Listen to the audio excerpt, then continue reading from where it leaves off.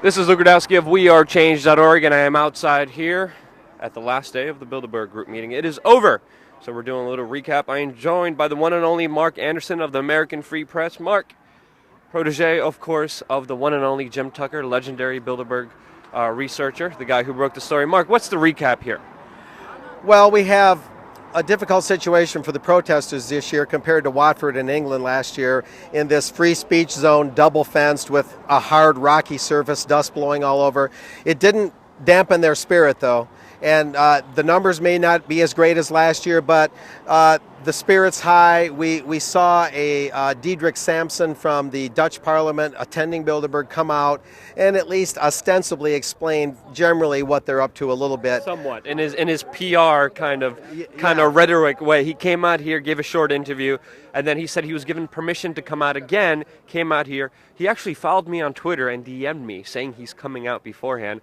But I told him to meet me over there. He didn't meet me, so he's following me on Twitter, so he's probably watching the video. So hi, Diederik. Good PR game. I wish I could have gotten to talk to you. The opportunity is still open, by the way. Sorry. Absolutely, and I would extend that opportunity by phone, email, or otherwise, Diederik.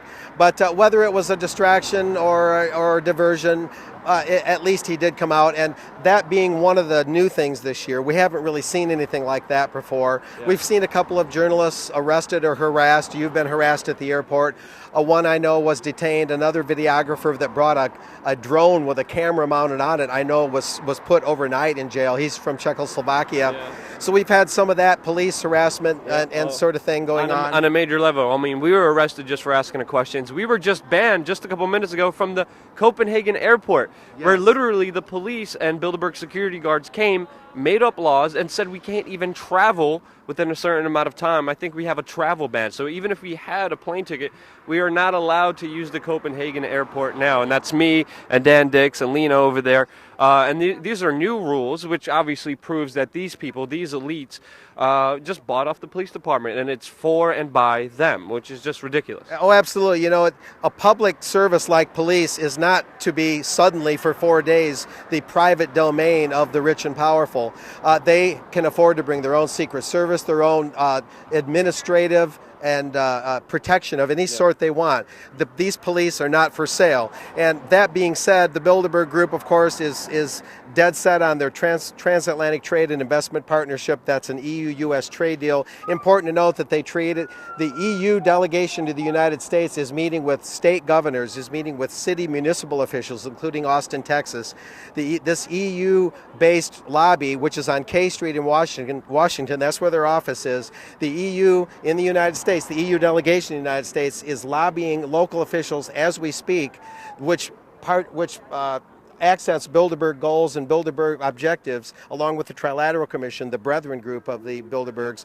That's what's going on while we're in Copenhagen. That's the kind of lobbying that's going on in the United States to get that EU-U.S. trade deal going, to create this transatlantic community, this Atlantic community that they've dreamed about since the beginning of Bilderberg 60 years ago this year. Is this why you think that the European press this year has really been extremely soft and really hasn't put a spotlight on the Bilderberg Group like they usually do? This year has been very different than other years, because usually the Europeans pick it up and they cover Bilderberg Group a lot.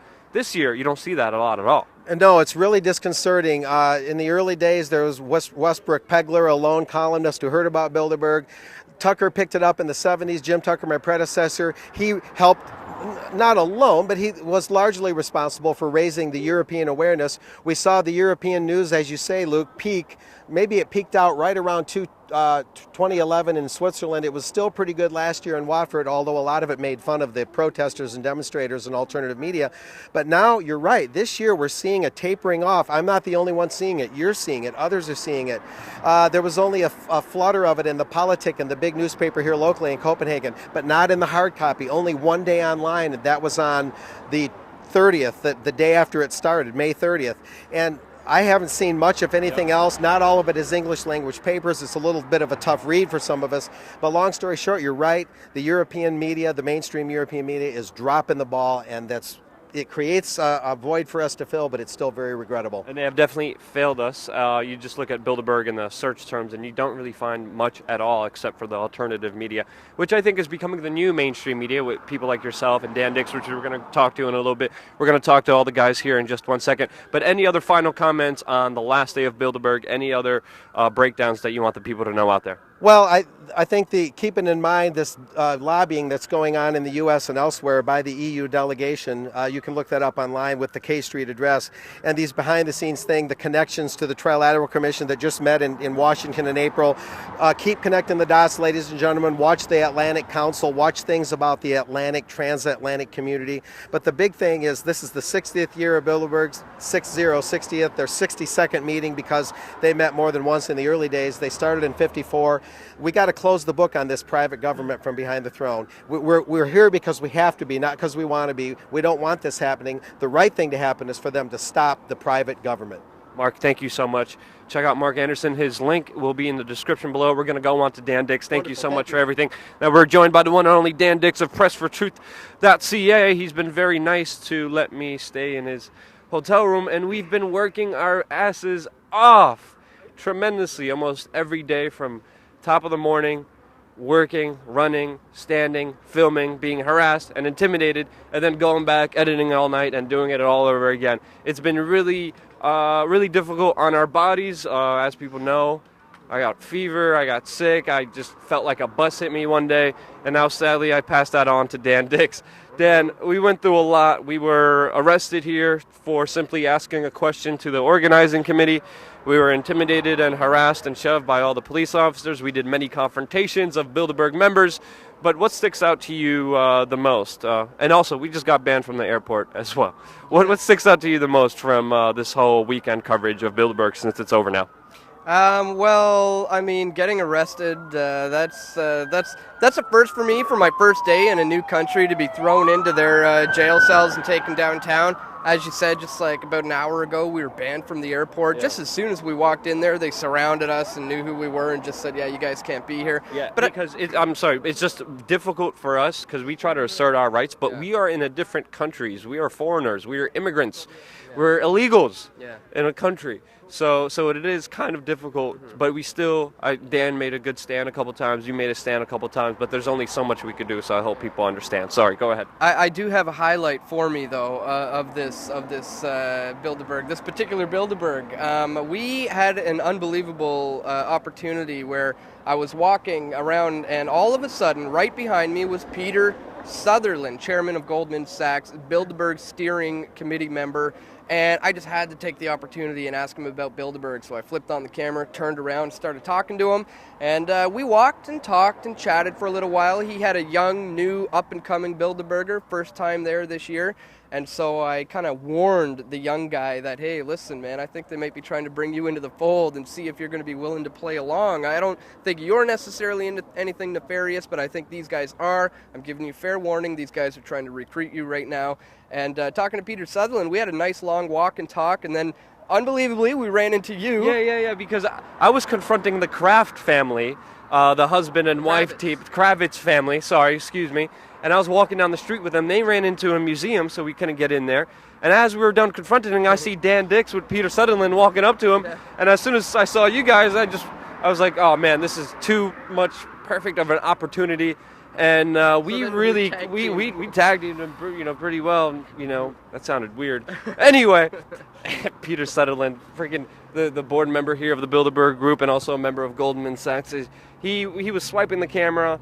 He was really trying to run away. He was sweating up a storm. I had to take out my bandana, and I was like, hey, man, you're really sweating, man. You should wipe some of that sweat off. He had to run around, and then another Bilderberger picked him up in his car. I tried to get shotgun. It didn't work. But the video is going to be coming out soon on PressForTruth.ca and on YouTube.com/Wearechange. Any other memories here from Bilderberg 2014? I'm overwhelmed with the generosity and the support that we've been getting. People here in Copenhagen have been incredibly friendly, incredibly helpful. It's been amazing. We've had an incredible tour guide, I guess you could say, who's been showing us around, helping us this entire trip, showing us where to go, how to get around, how to talk to people. So I'm just very, very thankful of the amount of support and appreciation that we've been getting here. It's been incredible, and it makes our job a little easier when we have people, that kind of support backing us when we come to countries like this. Yeah. It's amazing. Yeah, I mean, the people are really amazing. You guys online are there for us, and I think that's why we're out of jail, not facing charges, because of the outpouring of support. Because of all the phone calls, because of calling the embassies. I heard a lot of interesting conversations happened because of us who were in jail. But the people here are also great. I mean, I came down with just the most insane kind of pain yesterday from my teeth, and people just came here with Advil and just helped me out immediately. It's been really a humbling experience. Even though we have to go through the run-of-the-mill, even though we have to go through some of the harassment and intimidation, it still has been a very beautiful experience, and Denmark is still a very giving, loving country. Anything else?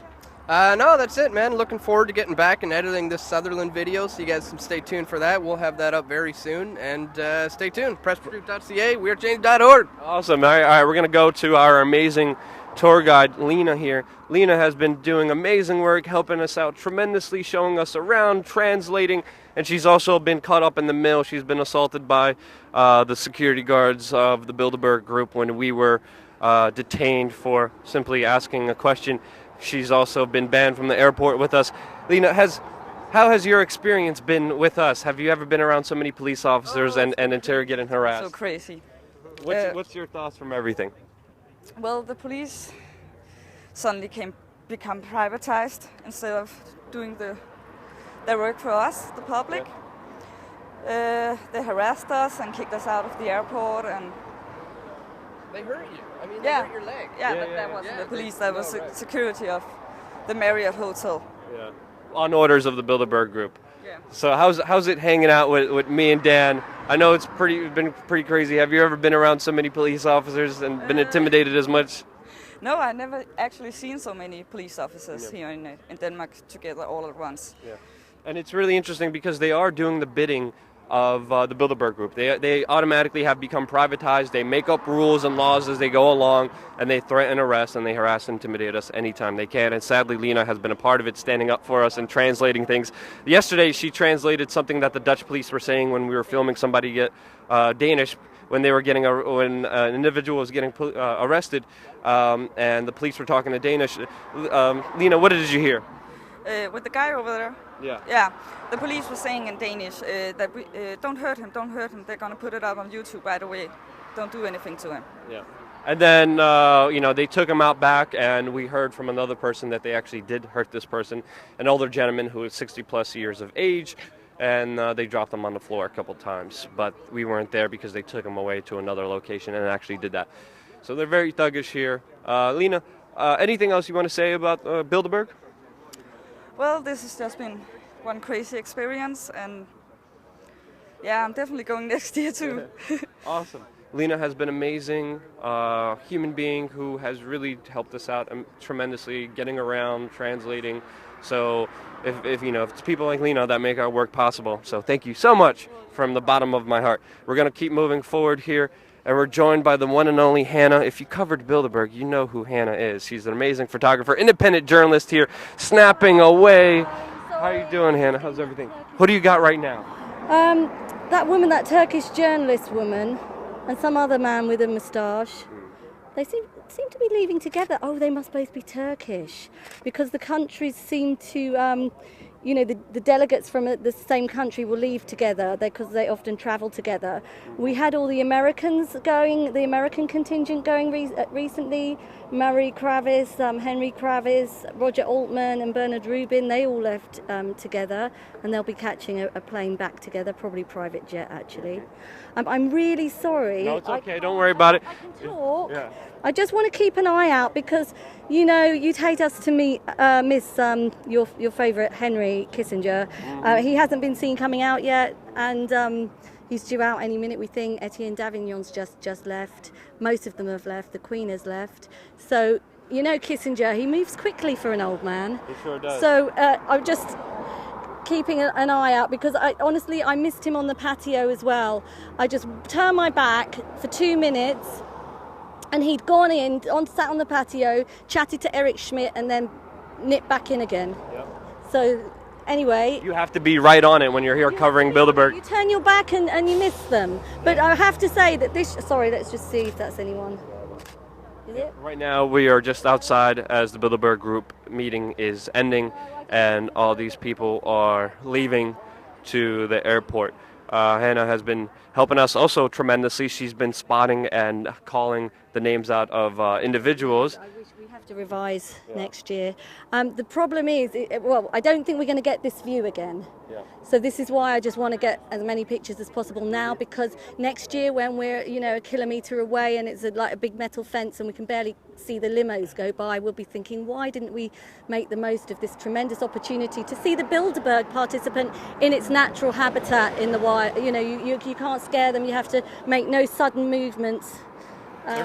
It's like wildlife. Anyway, thanks a lot. They're very fascinating creatures, to say the least. They are, but I think we've done really well covering them this year. We've got loads of footage, and you particularly with your running around Copenhagen. I mean, maybe we will see it again, but if not, we can just remember the glory days of 2014. Yep. And we definitely got the Zoom. Special zoom lens footage just released right now on youtube.com/Wearechange. It's the video before this, where prisonplanet.pl was humble enough to lend us their extreme zoom lens, and we were able to get really up close and personal with these amazing creatures called the Bilderberg group, who take over an area that they inhabit and plunder and destroy every form of freedom that exists. Now, I hope you guys have been enjoying our coverage. It has only been possible because of you guys watching the videos, sharing the videos, and also helping us by buying t-shirts and donating, because without you guys, this independent media coverage would not be possible. We have a lot more exciting videos coming to you, so don't forget to subscribe. If you like this video, click like. Also, check out our Indiegogo campaign, so there's more of us, more independent journalists out there who are willing to go through all the insane amount of security to give you stories and videos and confrontations that the mainstream media is not willing to do. The description will have all the links below. Thank you again so much for watching from the bottom of my heart.